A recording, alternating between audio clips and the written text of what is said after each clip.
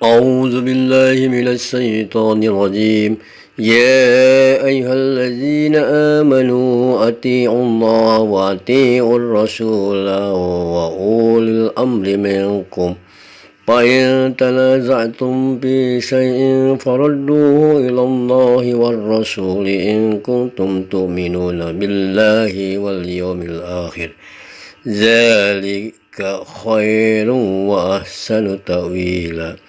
Wahai orang-orang yang beriman, taatilah Allah dan taatilah Rasul Muhammad dan ulil amri pemegang kekuasaan di antara kamu.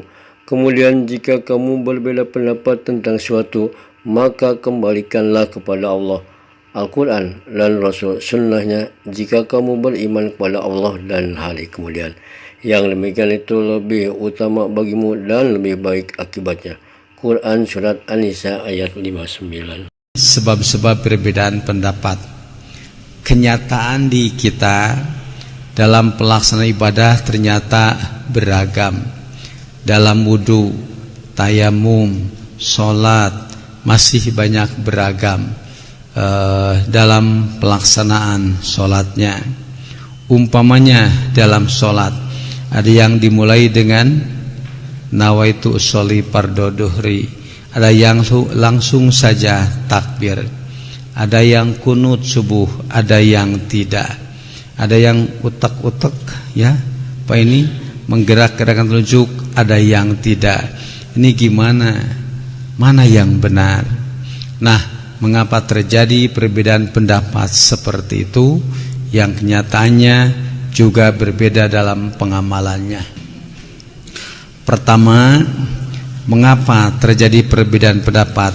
Satu, disebabkan perbedaan data dan informasi yang diterima.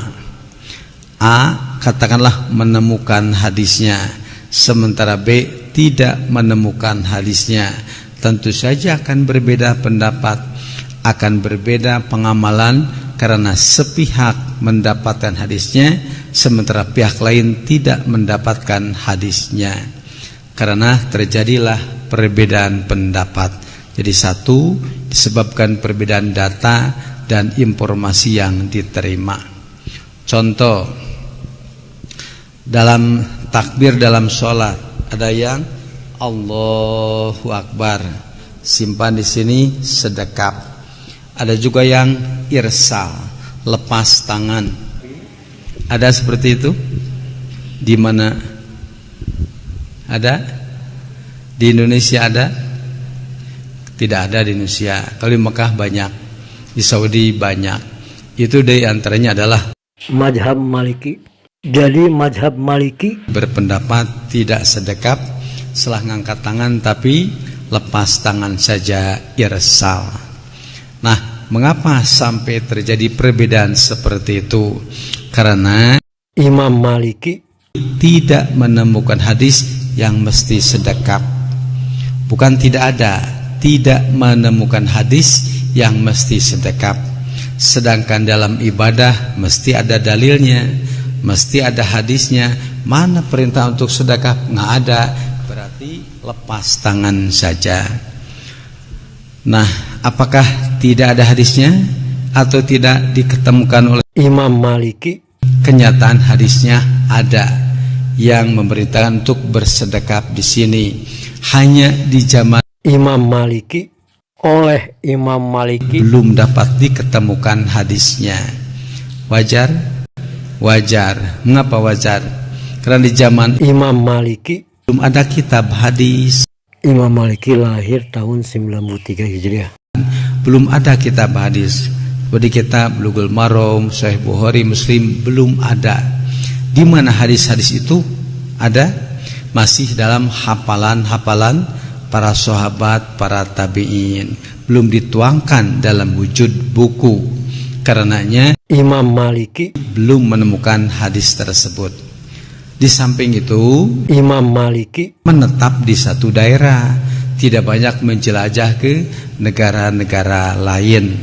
Karena Imam Maliki berpendapat irsal, lepas tangan tidak sedekap, karena tidak menemukan hadis yang mesti sedekap. Hakikatnya ada hadisnya, hanya belum diketemukan oleh Imam Maliki. Itu sebab terjadi perbedaan pendapat. Alim ulama dan cerdik pandai dalam menghadapi berbagai soal. Apabila tidak ada nas dari Al-Quran atau hadis, mereka berijtihad untuk menetapkan hukum peristiwa itu. Hukum yang didapat oleh seseorang dengan ijtihad dinamakan mazhabnya. Ulama yang mempunyai mazhab yang terkenal itu banyak, bukan hanya 4. Misalnya Hasan Basri, As-Sauri, Ibnu Abi Layla, Al-Auzai, Al-Laisi, dan lain-lain. Mereka mempunyai mazhab sendiri-sendiri walaupun mazhab mereka itu tidak berkembang seperti mazhab yang 4. Mazhab Maliki, nama penyusunnya adalah Malik bin Anas al-Asbahi. Beliau dilahirkan tahun 93 Hijriah dan meninggal dunia dalam bulan Safar tahun 170 Hijriah. Beliau belajar di Madinah, dan di sanalah beliau menulis kitab Al-Muwatta, kitab hadis yang terkenal sampai sekarang. Beliau menyusun kitab tersebut atas anjuran Khalifah Mansur ketika beliau bertemu pada waktu menunaikan ibadah haji. Beliau menyusun mazhabnya atas 4 dasar, kitab suci, sunnah Rasul, ijma, dan kias. Hanya, dasar yang terakhir ini beliau gunakan dalam hal-hal yang terbatas sekali karena beliau adalah ahli hadis. Beliau berkata, sesungguhnya saya sebagai manusia biasa kadang-kadang betul dan kadang-kadang salah, maka hendaklah kamu periksa dan kamu selidiki pendapat-pendapatku itu, mana yang sesuai dengan sunnah, ambillah. Sekarang perhatikan, pertama, jika Anda ingin bertakbir, takbir ini disebut dengan ihram dari hadis Nabi di Abu Daud nomor hadis 618, bahwa kalau sudah Anda ingin mulai sholat dengan bertakbir, maka Anda harus mulai menanggalkan, membuang segala yang tidak terkait dengan sholat. Caranya, kata Nabi, lihat, farafa yadaihi hadwa mankibai. Pertama, angkat telapak tangan ini sejajar dengan bahu di sini. Jelas ya? Baik, sesuaikan dengan bahu masing-masing. Yang kedua, ada alternatif, diangkat ini di hadis riwayat Muslim nomor hadis 391, termasuk di An-Nasai nomor hadis 1101, diangkat sejajar dengan daun telinga. Jadi yang jempol ya ini bisa sejajar dengan daun telinga di sini. Boleh kemudian ini pun didekatkan merapat, tidak ada masalah. Baik, jadi boleh di sini, boleh di sini. Paham ya? Dan saya cuma menemukan 2 ini. Jadi kalau tidak di sini, itu di sini. Tidak ada yang ketiga. Ini menempel boleh, nggak ada masalah. Ini kita sudah telusuri dari hadis yang paling sahih sampai hadis yang paling palsu. Jadi di hadis paling palsu aja nggak ditemukan gerakan yang ketiga. Baik ya. Jadi kalau antum misalnya mengangkat tidak di 2 ini, maka saya agak kurang paham gitu. Ya, hadis palsu aja nggak ada. Ya antum dapat dari mana gitu kan? Baik. Jadi cuma di sini dengan di sini. Paham sampai sini? Baik. Silakan perhatikan lihat kalimatnya. Fakabbir rafa yadayhi, angkat. Baik, fokus, buang urusan dunia ke belakang. Jadi, kalau Anda sudah mau bertakbir dalam sholat, sudah dunia nggak usah dibawa, buang. Nggak usah bawa. Mau Anda di sini, mau Anda di sini, sudah. Jangan dibawa, pasrahkan kepada. Maka, ketika Anda sholat masih ada was-was, ada masukan, ada ini, ada itu yang akan penting sampai Anda mau bawa, maka katakan oleh diri Anda. Begitu Anda mengangkat, buang semua itu. Allahu Akbar, cuma Allah yang penting. Proyek nggak penting, segalanya nggak penting. Kehidupan nggak penting, bahkan diri kita pun nggak penting di hadapan Allah Subhanahu wa Ta'ala. Kalau Anda sudah mengatakan Allahu Akbar, hanya Allah yang paling penting, maka konsekuensinya kita coba tepikan segala hal yang terkait dengan sholat. Kalau sudah mengerti sampai sini, lanjutkan ke An-Nasai nomor hadis 886. Lihat kalimatnya.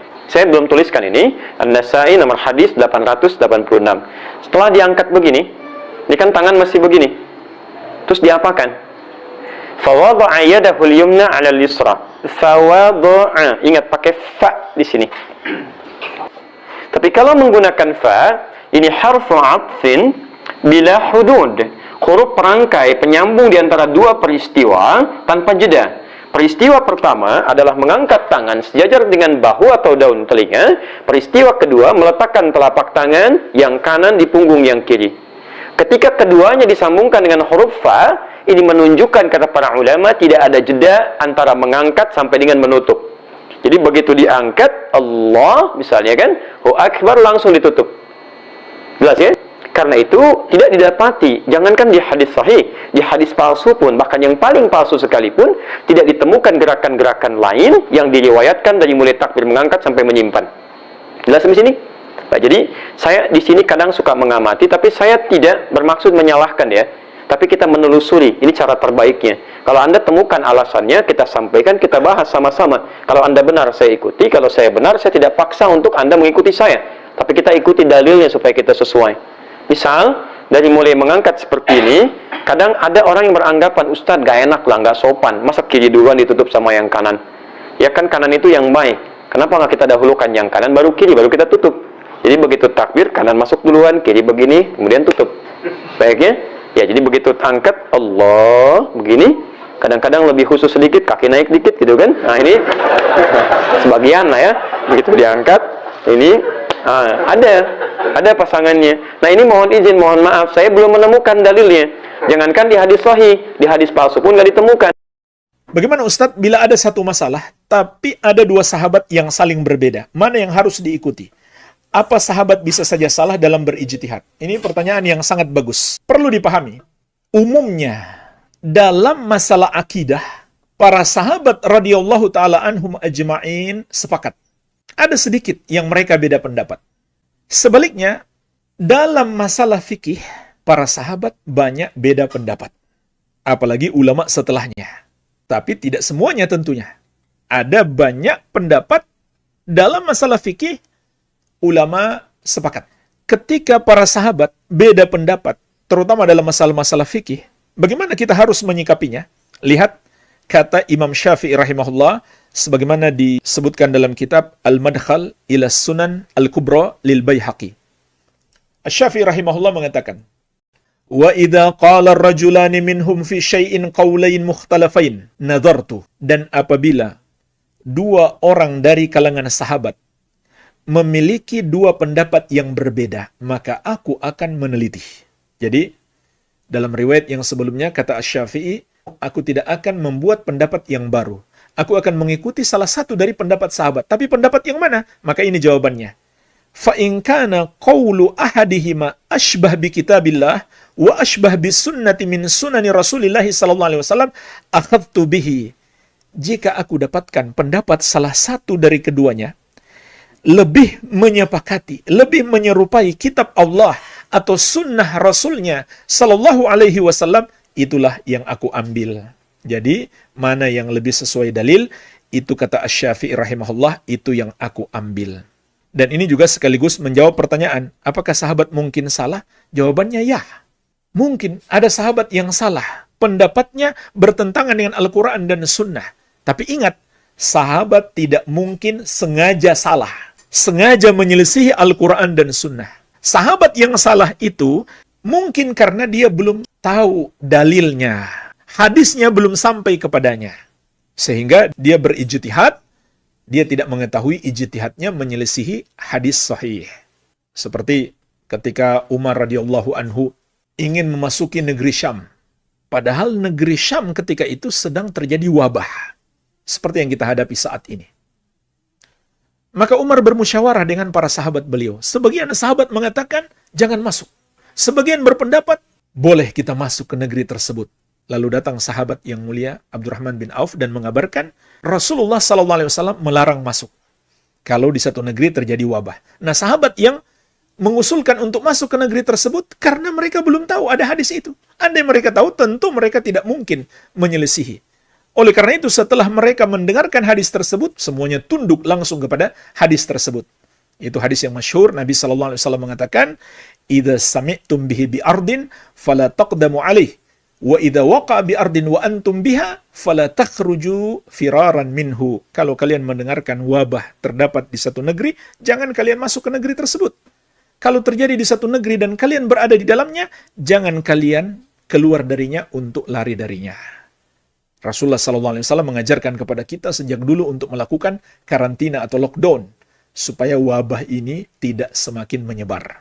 Jadi ini sifat sahabat. Ketika mereka salah dan mereka sadari ternyata mereka salah bertentangan dengan satu ayat atau satu hadis, mereka langsung rujuk tobat.